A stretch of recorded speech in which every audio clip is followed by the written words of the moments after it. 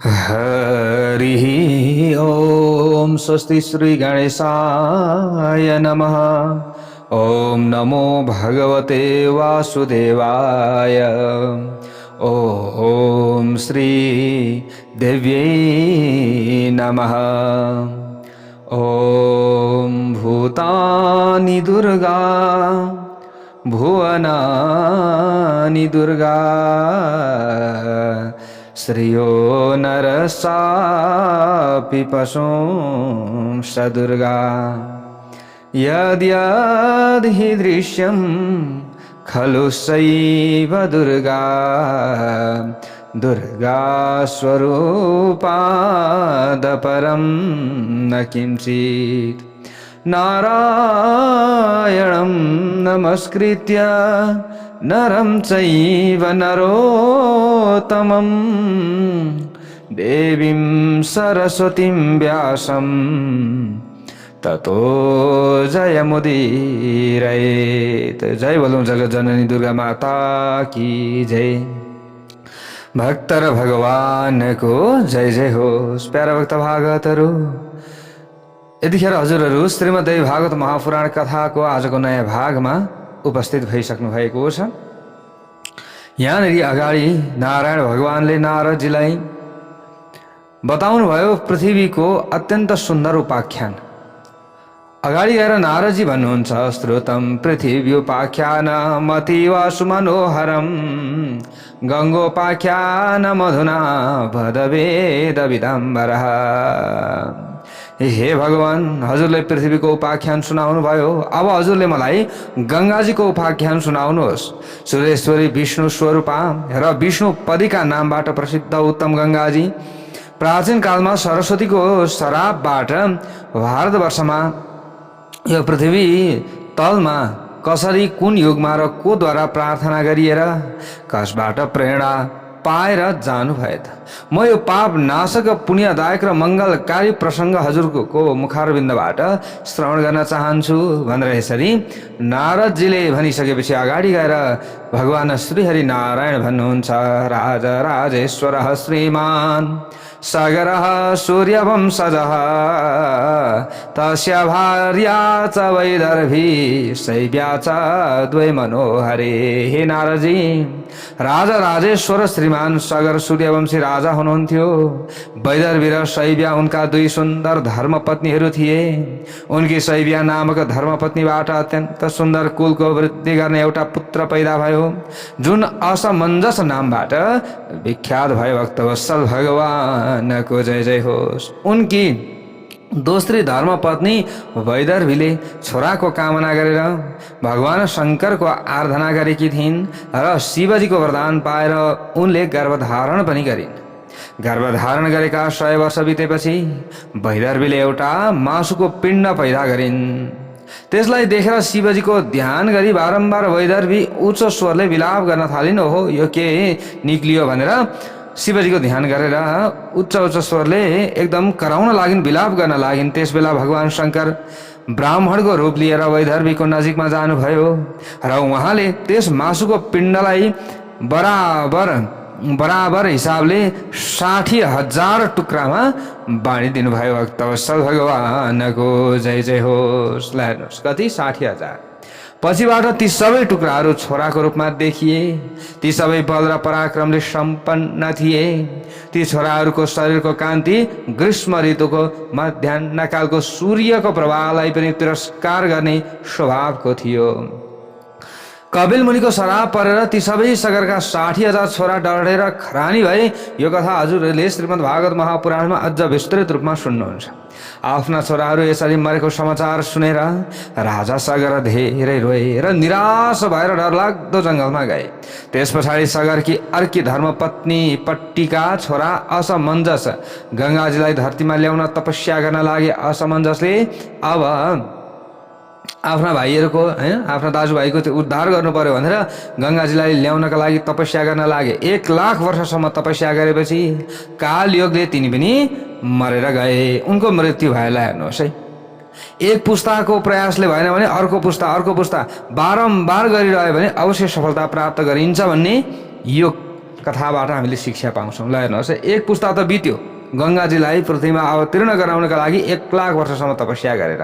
अब असमञ्जसका छोरा अर्का भए अंशुमान। ल हेर्नुहोस् है प्यारा भक्तभागवतहरू, अंशुमान पनि गङ्गाजीलाई पृथ्वीमा ल्याउने। अब पिताजीले जे गर्नुभएको थियो त्यो काम गर्नु पर्यो छोराले, पूर्वजहरूको उद्धार गर्न पर्यो भनेर अंशुमानले पनि चाहिँ गङ्गालाई पृथ्वीमा ल्याउनका लागि 1,00,000 वर्षसम्म नै तपस्या गर्नुभयो। कालयोगले उनको पनि मृत्यु भयो, 2 पुस्ता बित्यो। ल हेर्नुहोस्, अनि अंशुमानका छोरा भए भगीरथ। ती भगवानका प्यारा भक्त विद्वान विष्णुका सेवक थिए। ल हेर्नुहोस्, अलिकति भगवानको भक्त पनि चाहिन्छ कि कसैको उपकार गर्नका लागि, कसैको सेवा गर्नका लागि।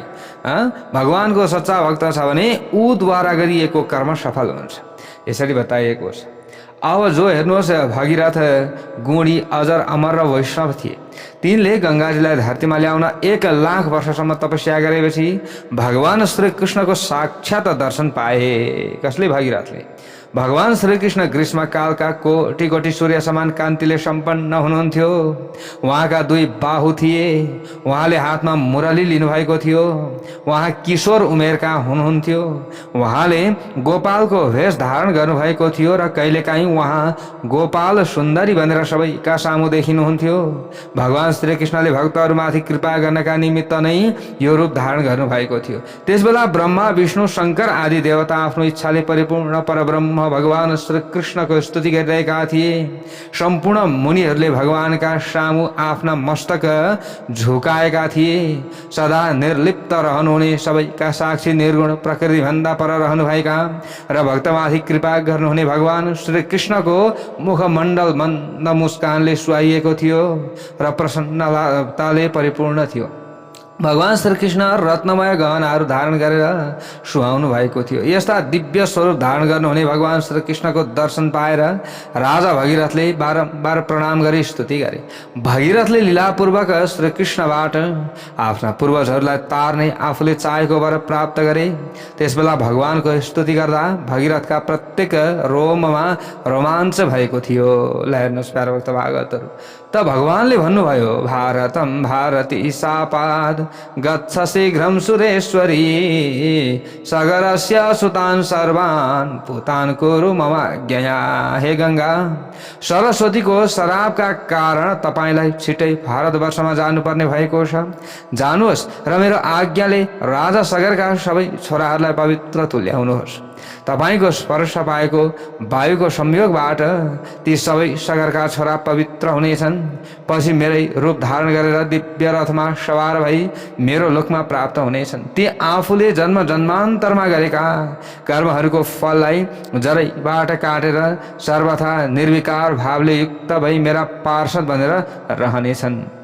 वेदमा भनिएको छ कि भारतवर्षमा मानिसहरूद्वारा करोडौं जन्ममा गरिएको दुष्कर्मका कारण जति पनि पाप जम्मा भएर रहन्छ, त्यो सबै पाप गङ्गाजीको हावाको स्पर्श मात्रले नाश हुन्छ।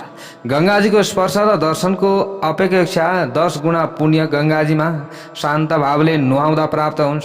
सामान्य दिनहरूमा पनि स्नान गर्नाले मनुष्यहरूका 100 करोडौं जन्मका पाप नष्ट हुन्छन् भन्ने समेत श्रुतिमा बताइएको छ।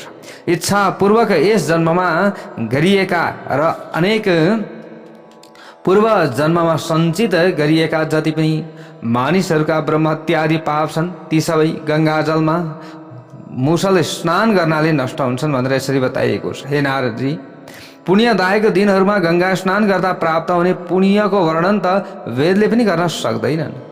आगम शास्त्रका विद्वानहरूले आगमहरूमा गङ्गा स्नानका केही फल बताएका छन्। ब्रह्मा विष्णु शिव आदि देवताले पनि पुण्यदायक दिनहरूमा गरिने गङ्गा स्नानको पुरा फल बताउन सक्दैनन्। हे सुन्दरी, अब सामान्य दिनहरूमा सङ्कल्प गरिएका स्नानहरूको फल सुन्नुहोस्। प्रत्येक साधारण दिनमा सङ्कल्पपूर्वक स्नान गर्दा प्राप्त हुने पुण्य मुसल स्नान भन्दा 10 गुणा अधिक हुन्छ। त्योभन्दा पनि 30 गुणा धेरै पुण्य सङ्क्रान्तिको दिन गङ्गा स्नान गर्दा प्राप्त हुन्छ। अमावस्या तिथिमा स्नान गर्नाले सङ्क्रान्तिमा स्नान गरे समान पुण्य प्राप्त हुन्छ। दक्षिणायनमा गङ्गा स्नान गर्दा त्योभन्दा 2 गुणा गुणा अधिक पुण्य हुन्छ र उत्तरायणमा स्नान गर्दा त्योभन्दा 10 गुणा धेरै पुण्य प्राप्त हुन्छ। चतुर्मासा र पूर्णिमाका दिनमा गंगा स्नान गर्नाले अनन्त पुण्य प्राप्त हुन्छ।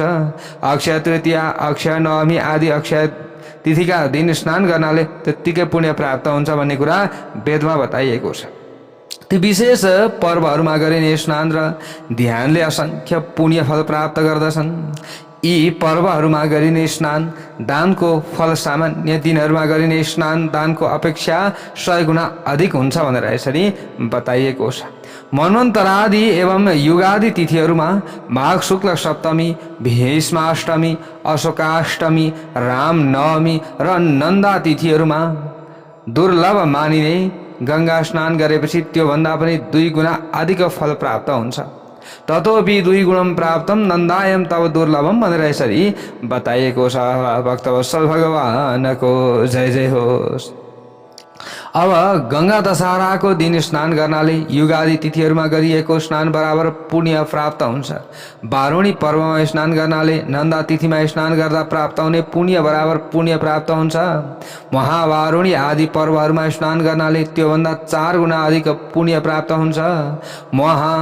महावारुणी पर्वहरूमा स्नान गर्नाले त्योभन्दा पनि 4 गुणा धेरै पुण्य प्राप्त हुन्छ र सामान्य दिनमा गंगा स्नान गर्दा पाइने पुण्यको अपेक्षा करोड गुणा पुण्य प्राप्त हुन्छ यसरी बताइएको छ। चन्द्र ग्रहण र सूर्य ग्रहणको अवसरमा गंगा स्नान गर्नाले त्योभन्दा पनि 10 गुणा धेरै पुण्य प्राप्त हुन्छ र अर्धोदय योगमा स्नान गर्नाले त्योभन्दा पनि 100 गुणा धेरै पुण्य प्राप्त हुन्छ भनेर यसरी बताइएको छ। भक्तवत्सल भगवानको जस्तै अर्धोदय योग भनेको पौष अमावस्या अथवा माघ अमावस्यामा रविवार श्रवण नक्षत्र र व्यतिपात योगको संयोग परेको छ भने अर्धोदय योग हुन्छ। यसमा गरिने शुभ कर्म कोटि ग्रहणमा गरिने पुण्य कर्म समान फलदायक हुन्छ भनेको यो समयमा यो अर्धोदय योगमा गरिएको कुनै पनि स्नान होस् अथवा कुनै पनि पुण्य कर्मको फल अथाह हुन्छ यसरी बताइएको छ। सबैभन्दा धेरै हुन्छ। गंगा र राजा भगीरथका सामुमा आफ्ना कुरा बताएर देवताहरूका ईश्वर नारायण मौन हुनुभयो। त्यसबेला गंगाजीले भक्ति भावले आफ्नो मस्तक झुकाएर भन्न लाग्नुभयो। गंगाले भन्नुभयो, यामी चेत भारतम नाथ भारती सापत पुरा तवाज्ञया च राजेन्द्र तपसा चैव साम्प्रतम। हे नारायण, सरस्वतीको श्राप, हजुरको आज्ञा र भगीरथ राजाको तपस्याका कारण म अब भारतवर्षतर्फ जान लागिरहेकी छु। हे प्रभु, म त्यहाँ गएपछि पापीहरूले मेरो जलमा स्नान गरी मलाई आफ्ना पाप दिनेछन्। ती मेरा पाप कसरी नाश होलान् त्यसको उपाय मलाई बताउनुहोस्। ए नारायण, मलाई भारतवर्षमा कति समयसम्म रहनु पर्नेछ र फेरि हजुरको परम धाममा म कहिले आउनेछु?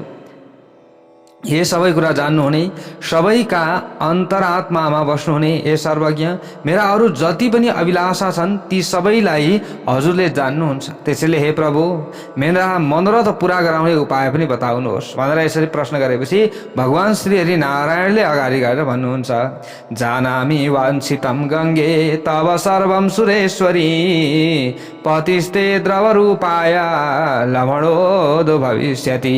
हे गङ्गा देवेश्वरी, म तपाईका सबै इच्छाहरू जान्दछु। यहाँ भारतवर्षमा नदीहरूमा रहेकी तपाईका पति क्षार समुद्र हुनेछन्। ती समुद्र मेरै अंश हुन् र तपाईँ साक्षात लक्ष्मीको रूप हुनुहुन्छ। यसरी पृथ्वीमा एउटा गुणवान पुरुषका साथ एउटी गुणवती नारीको संयोग निकै उत्तम हुनेछ।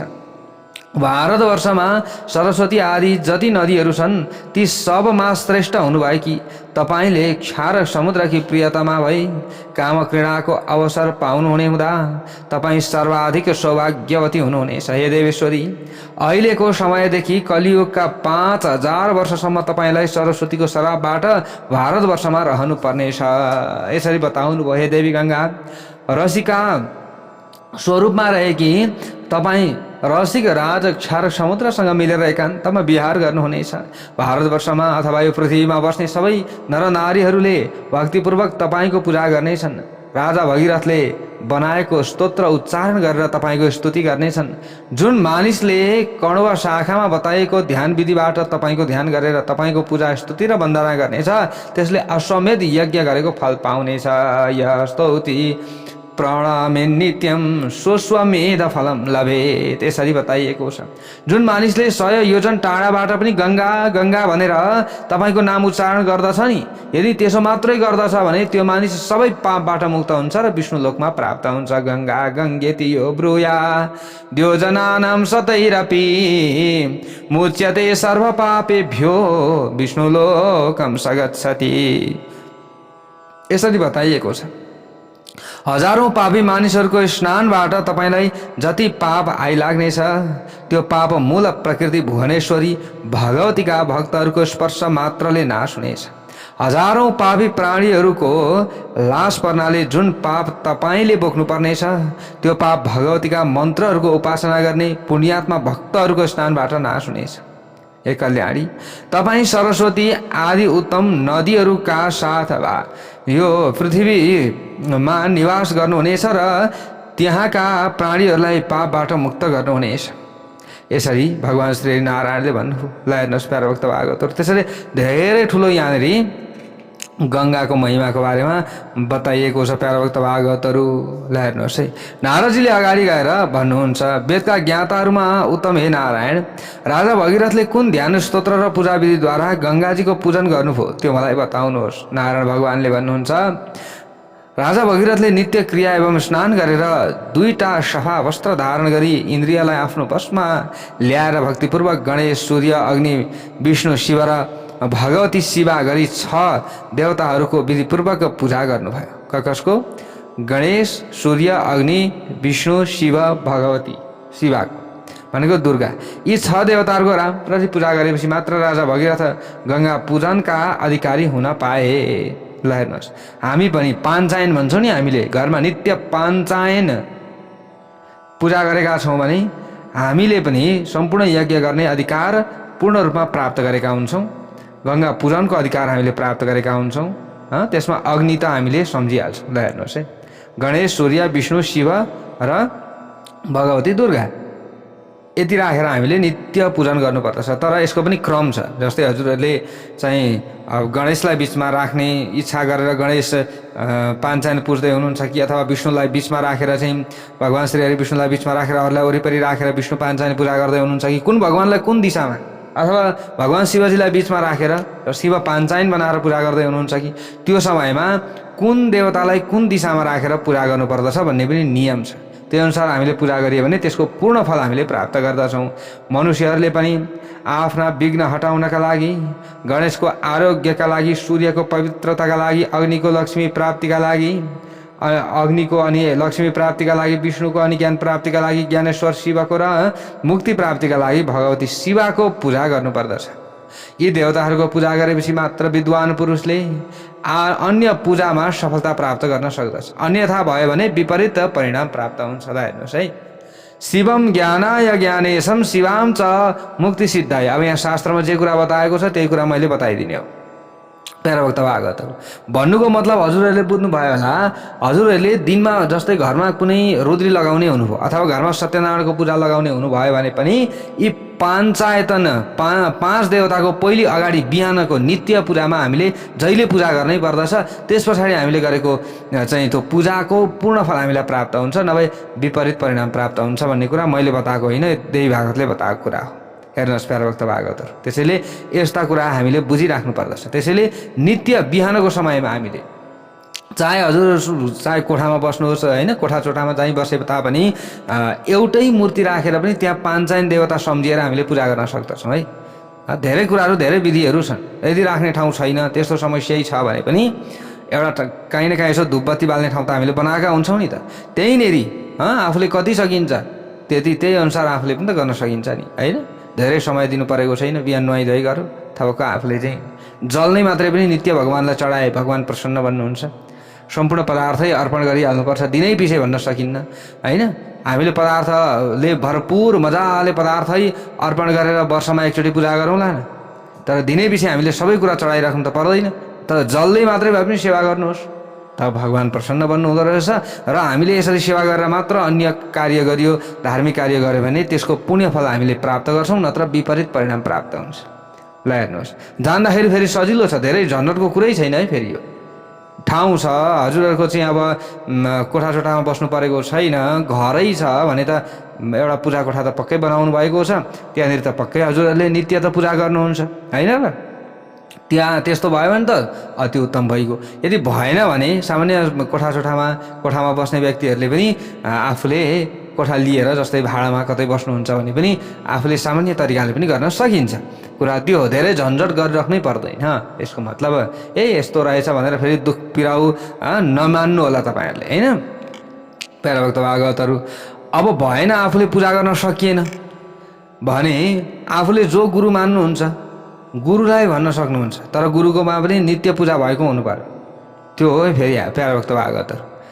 जस्तै गुरुलाई, जस्तै मेरो नामबाट अथवा मेरो पनि उच्चारण गरेर हजुरले नित्य पूजा गरिदिनुहोस् भनेर गुरुले आफ्नो सकेर अनि त्यहाँबाट आफ्ना भक्तहरूको उद्धारका लागि भक्तहरूको नाम थर गोत्र उच्चारण गरेर दैनिक पूजा आफूले आफ्नै घरमा गुरुले पनि गरिदिन सक्नुहुन्छ। भनेको गुरुले पनि चाहिँ आफ्ना भक्तहरूको उद्धार गरिदिन सक्नुहुन्छ। जस्तै हजुरहरू देश परदेश हुनुहुन्छ होला होइन, समस्या छ, त्यस्तो उस्तो छ भने हो त्यसरी गर्ने। अनि वर्षमा एकचोटि अब घरमा ठाउँ छैन भने पनि यसो मन्दिरतिर कतै गएर चाहिँ आफूले सामान्य पूजा लगाउने होइन, होम हवन गराउने, वर्षेनी हो त्यसरी गर्ने। अनि आफूले चाहिँ नित्य गुरुलाई पूजा गर्न लगाउने, यो कार्य पनि गर्न सकिन्छ। प्यारा भक्त भागवतहरू, होइन हजुरहरूलाई समस्या भयो, झन्झटै पर्यो भने पनि यो कार्य गर्न सकिन्छ। यो कुरा हो। ल हेर्नुहोस् प्यारा भक्त भागवतहरू, अब अगाडि गएर श्री नारायण भगवान् भन्नुहुन्छ, ध्यानम च कण्व शाखोक्तम सर्व पाप प्रणाशनम श्वेत पंकज वर्णाभाम गंगाम पाप प्रणाशिनी। अब यहाँ बताइयो हे नारदजी, कण्व शाखामा बताएको विधिबाट गंगा देवीको ध्यान गर्नाले सबै पापको नाश गर्दछ। गंगाजीको वर्ण सेतो कमल समान निर्मल छ। गंगाजीले सबै किसिमका पापहरू नाश गर्नुहुन्छ। गंगाजी भगवान श्री कृष्णको स्वरूपबाट पैदा हुनुभएको हो। परम पतिव्रता गंगाजी श्री कृष्ण समान हुनुहुन्छ। उहाँले अग्नि जस्तै चोखा वस्त्र धारण गर्नुभएको छ। उहाँ रत्नमय गहनाले सजिनु भएको छ। उहाँ शरत कालको पूर्णिमाका दिन उदाउने 100 करोडौं चन्द्रमाको शोभालाई तिरस्कार गर्ने शोभाले सुहाउनु भएको छ।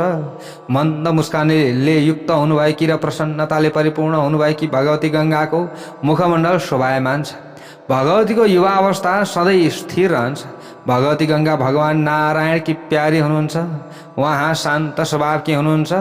उहाँ सौभाग्यले युक्त हुनुहुन्छ। उहाँ मालतीका फूलको माला लगाएर सुहाइएको चाहिँ जुडो धारण गर्नुहुन्छ। गंगाजीको निधार चन्दनका टीकाको साथ सिन्दुरको टीकाले पनि सुहाएको छ। गंगाजीका गलामा कस्तुरी आदि सुगन्धित पदार्थहरूद्वारा बनाइएका चित्रहरूद्वारा सुहाइएको छ।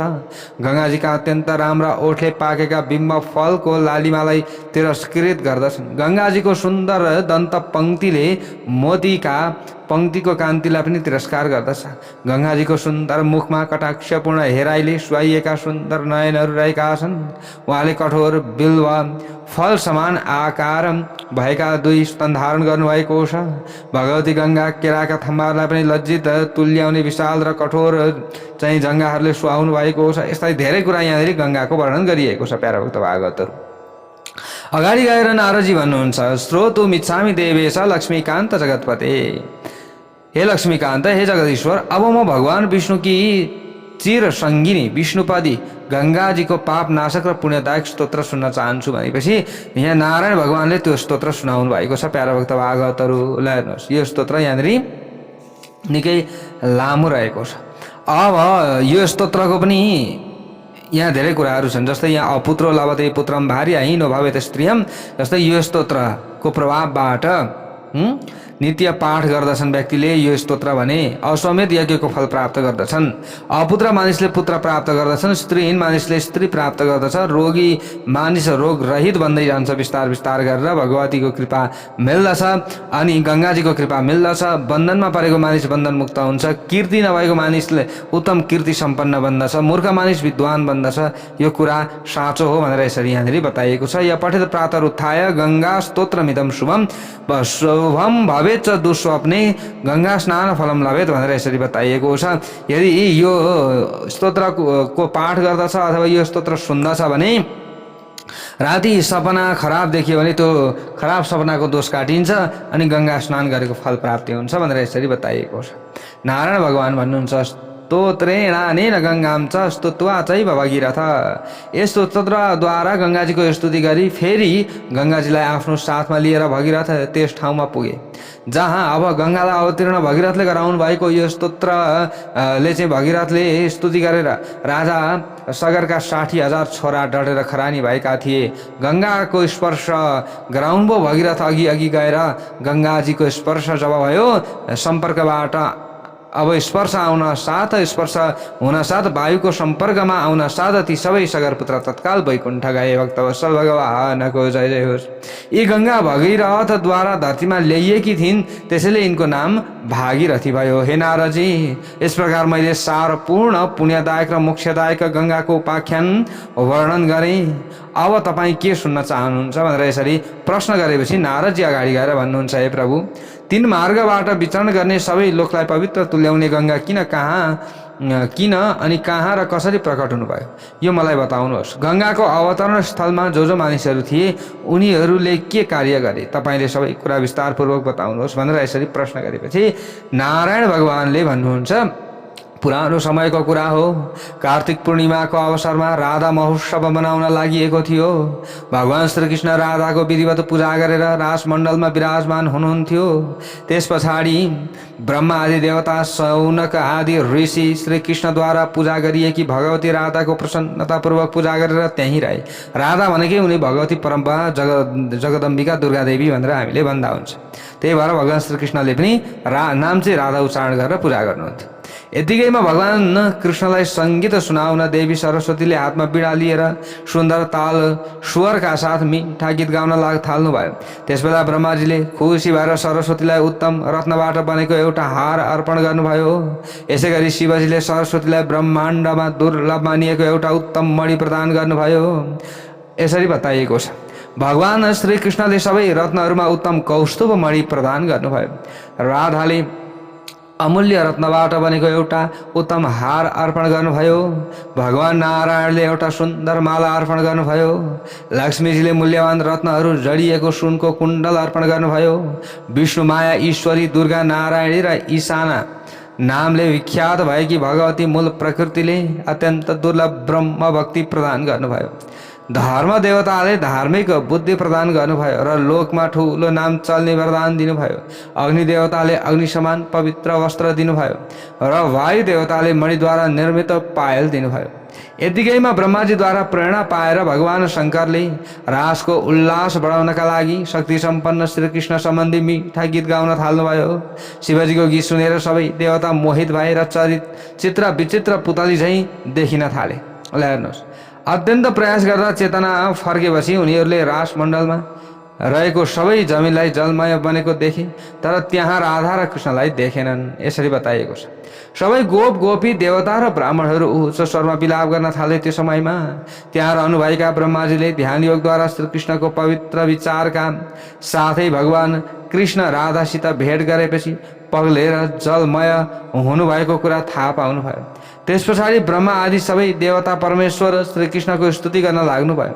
फेरि ब्रह्माजीले भन्नुभयो हे परमात्मा हामीहरू चाहन्छौँ कि हजुरले हामीलाई पहिलेको जस्तो सुन्दर स्वरूप दर्शन गराउनुहोस्। यसै बिचमा आकाशवाणी भयो। पूर्ण रूपमा स्पष्ट मिठो सबैले सुने। त्यस वाणीमा भनिएको थियो म सर्वात्मा श्रीकृष्ण हुँ। मेरी शक्ति स्वरूपा राधाले भक्तहरूमाथि अनुग्रह गर्नुहुन्छ। हामी दुवैले अहिले जलमय शरीर धारण गरेका छौँ। मेरो र राधाको शरीरबाट तपाईँहरू के गर्न चाहनुहुन्छ? हे देवताहरू मानव मुनि र वैष्णव यी सबै मेरा मन्त्रहरूद्वारा पवित्र भएर मेरो दर्शन गर्नका लागि मेरो धाममा जानुपर्दछ। यसरी जानुभयो भने तपाईँहरूले मेरो वास्तविक स्वरूपको प्रत्यक्ष दर्शन गर्न सक्नुहुन्छ। त्यसका लागि तपाईँहरूले प्रयत्न गर्नुहोस्। तपाईँहरूले यस्तो प्रयत्न गर्नुहोस् कि शिवजीले पनि त्यहाँ रहेर मेरो आज्ञाको पालन गर्नुपर्नेछ। हे ब्रह्माजी, तपाईँ आफै जगतगुरु शिवलाई भन्नुहोस् कि सम्पूर्ण मनोरथ प्रदान गर्ने अपूर्व मन्त्र स्तोत्र ध्यान र पूजनका विधिबाट युक्त वेदाङ्ग स्वरूप सुन्दर एवं उत्तम शास्त्रको रचना गर्नुहोस्। मेरा मन्त्र कवच स्तोत्रले सम्पन्न त्यो शिव निर्मित शास्त्रलाई यत्नपूर्वक गुप्त राख्नुपर्नेछ। मेरा जुन मन्त्रलाई गुप्त राख्नाले पापीहरू मबाट टाढा रहनेछन्, ती मन्त्रहरू पापीका कानमा पर्न हुँदैन। हजार मानिसहरूमा कुनै एउटा मेरो मन्त्रको उपासना गर्ने पुण्यात्मा मानिस भेटियो भने त्यसका सामु मेरा मन्त्र प्रकाशन गर्नुपर्दछ। सर्वथा गोपनीय रहिरहँदा शास्त्रको रचना पनि व्यर्थ हुनेछ। यसरी मेरा मन्त्रद्वारा पवित्र भएर देवताहरू मेरो धाममा प्राप्त हुनेछन्। अन्यथा शास्त्रको अभावमा कोही पनि मेरो लोकमा जान पाउने छैन। पुण्यात्माहरूका लागि प्रकाशित गरिने पूर्वोक्त मन्त्रोपदेशका कारण यदि परम्परा अनुसार सबै मानिस मन्त्रको प्रभावले गोलोकवासी हुन गएमा सम्पूर्ण ब्रह्माण्ड अन्तर्गत कतै पनि प्राणी नरहने भएकाले ब्रह्माजीको ब्रह्माण्ड निष्फल हुनेछ। त्यसैले हे ब्रह्माजी, तपाईँले सात्विक आदि भेदबाट 5 प्रकारका मानिसहरूको रचना गर्नुहोस्। यो रचना प्रत्येक सृष्टि अन्तर्गत हुनुपर्दछ। यही नै राम्रो उपाय हो। यसो गर्दा केही मानिस पृथ्वीमा रहनेछन्, केही मानिस स्वर्गमा रहनेछन्। हे ब्रह्माजी, यदि शिवजीले तन्त्र शास्त्रको रचनाका लागि देवताको सभामा दृढ प्रतिज्ञा गर्नुहुन्छ भने उहाँले छिटै मेरो स्वरूपको साक्षात दर्शन पाउनुहुनेछ। आकाशवाणीको रूपमा आफ्ना कुरा सुनाएर सनातन भगवान श्रीकृष्ण मौन हुनुभयो। उहाँको कुरा सुनेर जगतको व्यवस्था गर्नुहुने ब्रह्माजीले भगवान शिवजीसँग प्रसन्न हुँदै आकाशवाणीका कुरा सुनाउनुभयो। ब्रह्माजीका कुरा सुनेर ज्ञानीहरूमा उत्तम ज्ञानी भगवान शिवले हातमा गङ्गाजल लिएर आज्ञा पालन गर्ने कुरा स्वीकार गर्नुभयो। यहाँ यसरी बताइएको छ, शिवजीले भन्नुभयो, म प्रतिज्ञा पालनका लागि विष्णु मायाका मन्त्रले सम्पन्न वेदको सार उत्तम तन्त्र शास्त्रको रचना गर्नेछु। यदि कुनै मानिसले हातमा गङ्गाजल लिएर झुटो प्रतिज्ञा गर्दछ भने त्यो मानिस कालसूत्र नामक नरकमा जान्छ र त्यसले ब्रह्माको आयु पर्यन्त त्यहीँ रहनु पर्दछ। इत्युक्ते यसरी बताइएको छ। ल हेर्नुहोस्, त्यसैले गलत प्रतिज्ञा लिनु हुँदैन, भगवान शिवजीले यो भन्नुभएको छ। त समयअनुसार भगवान शिवले पनि मुक्तिको बाटो देखाउने तन्त्र शास्त्रको निर्माण गर्नुभयो। यस प्रकार यहाँ भन्नुहुन्छ नारायण भगवानले, मैले तपाईँ समक्ष गोपनीय दुर्लभ प्रसङ्गको बयान गरेँ। गोलोकबाट प्रकट भएकी र राधा कृष्णको शरीरबाट उत्पन्न भएकी जल रूपिणी गङ्गाले भक्तहरूलाई भोग र मोक्ष प्रदान गर्नुहुन्छ। परमेश्वर भगवान श्रीकृष्णले ठाउँ ठाउँमा भगवती गङ्गाको स्थापना गर्नुभएको छ। श्रीकृष्णकै रूप मानिएकी अति उत्तम भगवती गङ्गा सम्पूर्ण ब्रह्माण्डमा पूजा गरिनुहुन्छ, सबैतिर मान्य हुनुहुन्छ।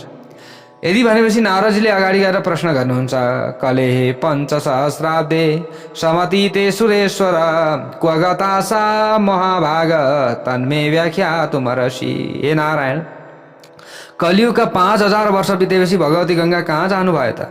हे महाभाग, मलाई त्यो प्रसङ्ग बताउने कृपा गर्नुहोस् भनेर प्रश्न गरेपछि भगवान श्री हरि नारायण भन्नुहुन्छ, भारतम भारती सापात समागत्य स्वरेच्छया। हे नारदजी, सरस्वतीको शराबका कारण गङ्गा भारतवर्षमा आउनुभयो।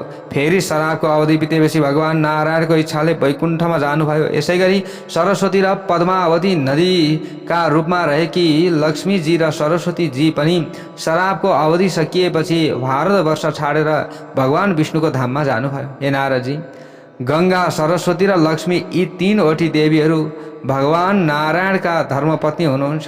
साथै तुलसी सहित भगवान नारायणका 4 धर्मपत्नीहरू हुनुहुन्छ भन्ने कुरा वेदमा बताइएको छ। नारदजीले भन्नुभयो, केनोपायेन सा देवी विष्णु पादाब्ज सम्भवा। हे नारायण, विष्णुका चरण कमलबाट प्रकट भएर गङ्गाजी कसरी ब्रह्माजीको कमण्डलमा विराजमान हुनुभयो, फेरि शिवजीकी प्रियाको रूपमा कसरी प्रसिद्ध हुनुभयो। हे नारायण, भगवती गङ्गा कसरी भगवान नारायणकी प्यारी हुनुभयो, यी सबै कुरा मलाई बताउने कृपा गर्नुहोस् भनेर यसरी प्रश्न गर्नुहुन्छ। अगाडि गएर श्री नारायण भगवानले भन्नुहुन्छ, पुरा बभुव गोलोके सा गङ्गा द्रव रूपिणी। हे नारदजी, प्राचीन समयमा रसका रूपमा रहेकी गङ्गा गोलोकमा विराजमान हुनुहुन्थ्यो। राधा र श्रीकृष्णको अङ्गबाट प्रकट हुनुभएकी गङ्गा राधा कृष्णकै अंश र स्वरूपले सुहाउनु भएको छ। जलमयी गङ्गाकी अधिष्ठात्री देवीले विचित्र रूप धारण गरेर पृथ्वी लोकमा पदार्पण गर्नुभयो। उहाँको सुन्दर शरीर नयाँ यौवनले सम्पन्न र सबै प्रकारका अलङ्कारले सुहाइएको थियो। शरद ऋतुको मध्याह्न कालमा तलाउ आदिमा फुल्ने कमल समान प्रतीत हुने गङ्गाजीको मुखमण्डल मुस्कानले युक्त र अत्यन्त आकर्षक थियो, यसरी बताइएको छ। यहाँनिर गङ्गाजीको फेरि बयान गरिएको छ प्यारा भक्त भागवतहरू। ल हेर्नुहोस् है, अब यस्ता प्रकारले यहाँनिर जो भगवानसँग नयाँ समागमको इच्छाले रमाएकी गङ्गाजीको मुखमण्डल प्रसन्नताले विकसित भयो। उहाँका शरीरका हरेक रौँ रोमाञ्चित भए। ल हेर्नुहोस्, यसरी गङ्गाजीले श्रीकृष्णलाई नजर गरेर उहाँको सौन्दर्य पान गरिरहनु भएको अवस्थामा राधिका भगवती त्यहाँ आएर विराजमान हुनुभयो। भगवती राधिकाका साथ 30 करोड गोपिनीहरू थिए। उहाँको शरीरको कान्ति करोडौँ चन्द्रमाको कान्ति समान थियो। गङ्गाजीलाई त्यहाँ देखेर उठेको रिसका कारण उहाँका मुख र आँखा एकदम लाल कमल जस्ता राता देखिन्थे। उहाँको सुन्दर शरीरको वर्ण पहेँलो चम्पा पुष्प जस्तै कान्तिले सम्पन्न थियो।